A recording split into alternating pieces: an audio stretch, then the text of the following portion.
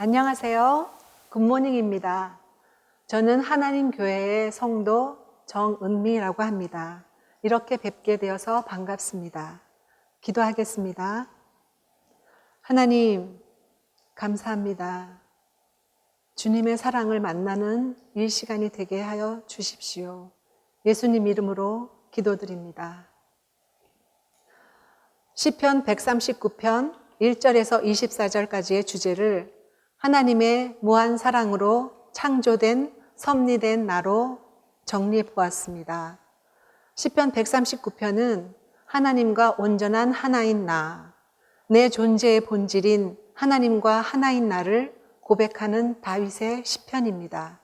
이 시편에는 현상적 상황이나 구체적인 묘사가 전혀 없는 하나님과의 관계에 대한 가슴의 고백입니다. 1절에서 18절까지를 큰 단락으로 볼 수 있는데요. 이 단락은 죽음도 갈라놓을 수 없는 하나님과 하나인 나, 그 복을 내가 감사합니다 라고 고백하고 있습니다. 그러나 실제 상황에 다윗은 어려움 가운데 있습니다. 19절을 보면 하나님이여 주께서 반드시 악인을 죽이시리이다. 피 흘리기를 즐기는 자들아 나를 떠날지어다. 22절에도 내가 그들을 심히 미워하니 그들은 나의 원수들이니이다. 이렇게 어려운 상황에 있음에도 시인의 가슴의 중심은 오로지 하나님과의 관계에 있습니다. 유일한 간구는 단 2절로 하나님과 하나 되는 것만을 구하고 있습니다. 22절 하나님이여 나를 살피사 내 마음을 아시며 나를 시험하사 내 뜻을 아옵소서. 24절 내게 무슨 악한 행위가 있나 보시고 나를 영원한 길로 인도하소서. 하나님과 단절되기를 결코 원하지 않는 마음입니다. 이제 본문으로 들어가서 단락별로 정리를 해보겠습니다. 첫 번째 단락 1절에서 6절까지 주께서 나를 온전히 아십니다 라고 주제를 잡아보았고요. 1절 여호와여 주께서 나를 살펴보셨으므로 나를 아시나이다.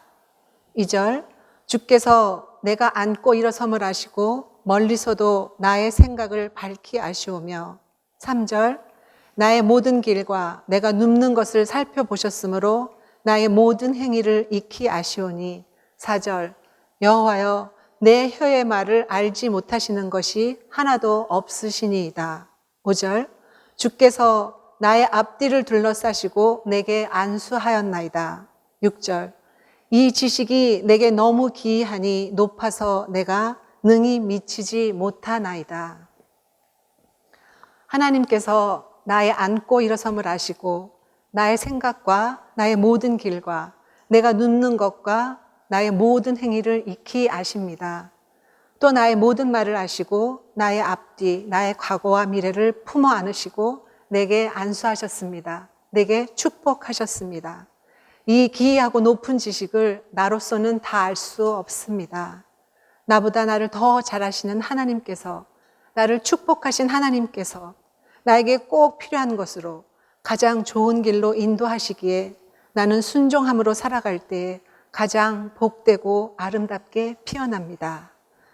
두 번째 단락을 보겠습니다. 7절에서 12절 죽음조차도 분리시킬 수 없는 하나님과의 나, 이것이 주제가 되겠습니다.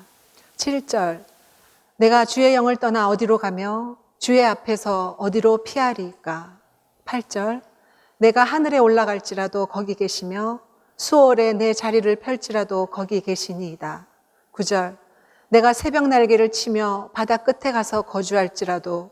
10절 거기서도 주의 손이 나를 인도하시며 주의 오른손이 나를 붙드시리이다. 11절 내가 혹시 말하기를 흑암이 반드시 나를 덮고 나를 두rum빛은 밤이 되리라 할지라도. 12절 주에게서는 흑암이 숨기지 못하며 밤이 낮과 같이 비추이나니 주에게는 흑암과 빛이 같음이니이다. 나는 주의 영을 떠날 수 없고 주의 임재에서 피할 수도 없습니다. 하늘에 올라갈지라도 땅속으로 내려갈지라도 바다 끝에 거주할지라도 주의 손이 나를 인도하시고 나를 붙드십니다. 내가 사망 속에 들어가도 나와 함께 하시며 어떤 흑암도 하나님에게서 나를 가리지 못하니 주께는 흑암과 빛이 같음이니이다. 하나님과 나는 분리될 수 없습니다. 영화 매트릭스에서 보면 사이퍼라는 사람이 배신을 하게 되는데 삶이 가짜여도 실제가 아니어도 좋다며 내 삶의 순간에 만족되고 즐길 수만 있다면 나는 그걸 원해. 나는 그걸 느끼고 싶어. 그러며 몰피우스와 저항군을 넘겨주게 되죠. 그 배신의 대가로 자기 안에 있는 저항군의 기억을 지워달라고 하죠. 마음이 괴로운 것이죠. 우리말로 말하면 우리 안에 있는 하나님의 형상을 없애달라고 하는 것이죠. 하나님의 형상이 있는 우리는 평생을 쾌락 속에 살아도 행복하지 않습니다. 존재가 있으니까. 가치를 원하는 존재가 있기에 완전히 행복해지지 않습니다. 그러므로 하나님과 분리된 나는 진정한 나일 수 없습니다. 본질적으로 결핍된 나인 것입니다. 세 번째 단락으로 들어가겠습니다. 세 번째 단락 13절에서 18절까지 주제는 나를 지으신 섭리의 기묘함입니다. 13절 주께서 내 내장을 지으시며 나의 모태에서 나를 만드셨나이다. 내가 주께 감사하옴은 나를 지으심이 심히 기묘하십니다. 주께서 하시는 일이 기이함을 내 영혼이 잘 아나이다. 내가 은밀한 데서 지음을 받고 땅의 깊은 곳에서 기이하게 지음을 받은 때에 나의 형체가 주의 앞에 숨겨지지 못하였나이다. 16절 내 형질이 이루어지기 전에 주의 눈이 나를 보셨으며 나를 위하여 정한 날이 하루도 되기 전에 주의 책에 다 기록이 되었나이다. 17절 하나님이여 주의 생각이 내게 어찌 그리 보배로우신지요 그 수가 어찌 그리 많은지요. 18절 내가 세려고 할지라도 그 수가 모래보다 많도소이다. 내가 깰 때에도 여전히 주와 함께 있나이다. 나는 영원한 존재이며 내 내장, 내 기질이, 내가 잉태됨이 단순히 부모님에 의해 만들어진 것이 아니고 나를 지으심이 주님의 섭리이고 그 일이 심히 기묘하고 기이하십니다.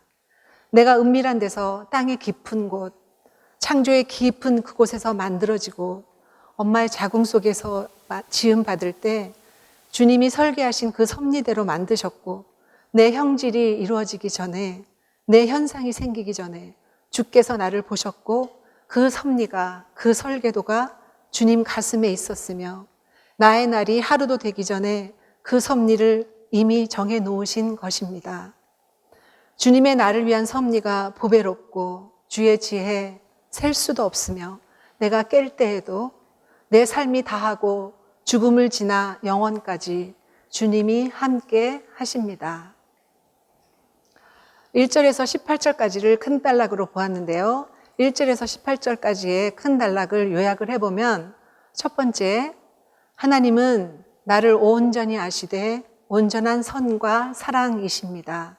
두 번째, 나는 하나님께서 결코 분리될 수 없습니다. 세 번째, 나를 지으신 사랑이 심히 기묘하고 기이합니다. 네 번째, 하나님의 섭리는 그의 마음대로가 아니고 내가 동의한 것입니다. 나를 창조하신 주님의 기묘 기이하신 섭리뿐만 아니라 잘 만드신 것으로 끝이 아니라 주님은 내 인생 여정에서도 함께 하십니다. 인생의 최고의 복은 하나님의 나를 향한 뜻과 인도를 알고 누리는 것입니다. 하나님 맘대로 나를 만드신 것이 아니고 내가 하나님의 뜻에 합의한 것이고 이 세상에 이 조건과 상황에 그냥 보내신 것이 아니라 서로 합의하에 보내진 것입니다. 나의 뜻이 합해진 것입니다. 그러므로 나의 책임이 주어진 것입니다. 네 번째 단락입니다. 19절에서 22절 이 삶에서의 하나님과의 연대성 이것이 주제입니다. 19절 하나님이여 주께서 반드시 악인을 죽이시리이다. 피 흘리기를 즐기는 자들아 나를 떠날지어다. 20절 그들이 주를 대하여 악하게 말하며 주의 원수들이 주의 이름으로 헛되이 맹세하나이다. 21절 여호와여 내가 주를 미워하는 자들을 미워하지 아니하오며 주를 치러 일어나는 자들을 미워하지 아니하나이까. 22절.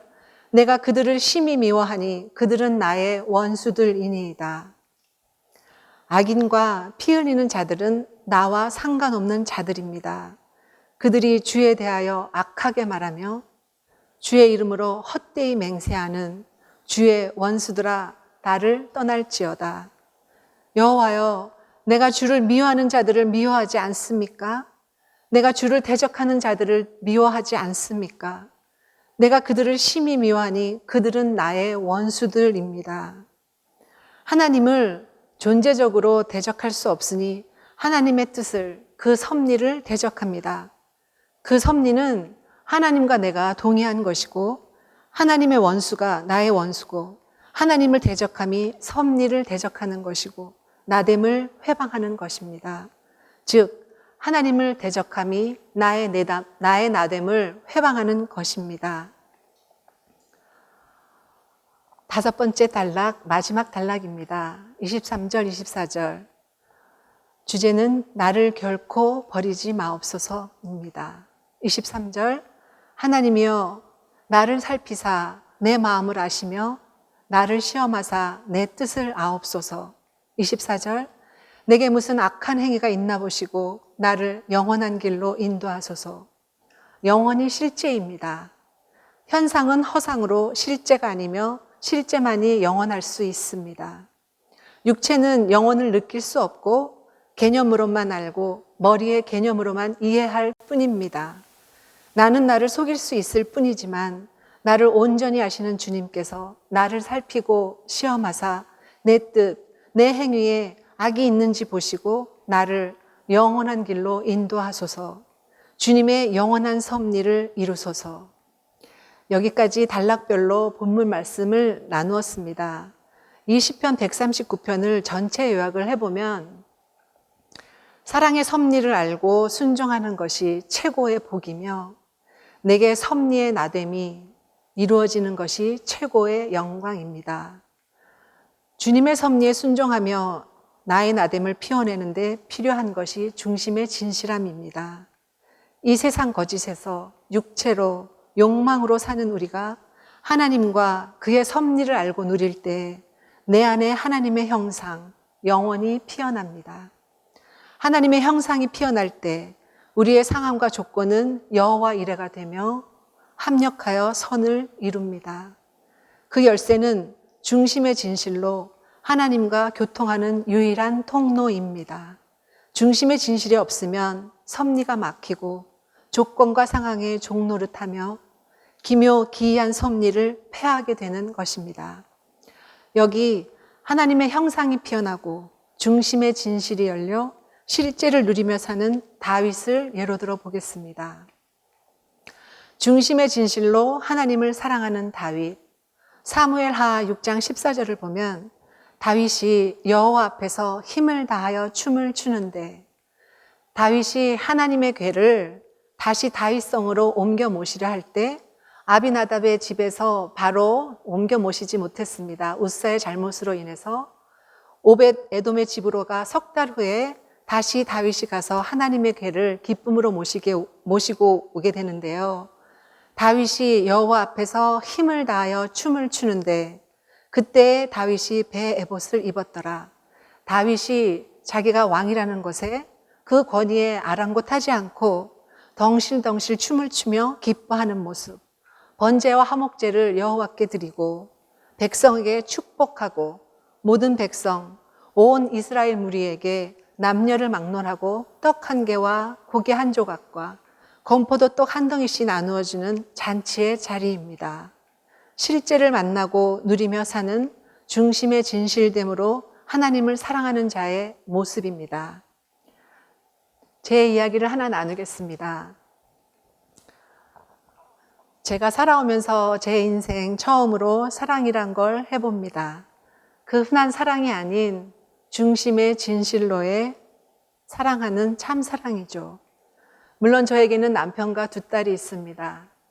어려서 만난 남편과는 집착이라는 말이 더 어울리는 사랑을 해왔고 2딸과는 삶에 대한 불안과 걱정 때문에 즐기지 못하고 마음껏 누리지 못하는 사랑을 해왔습니다.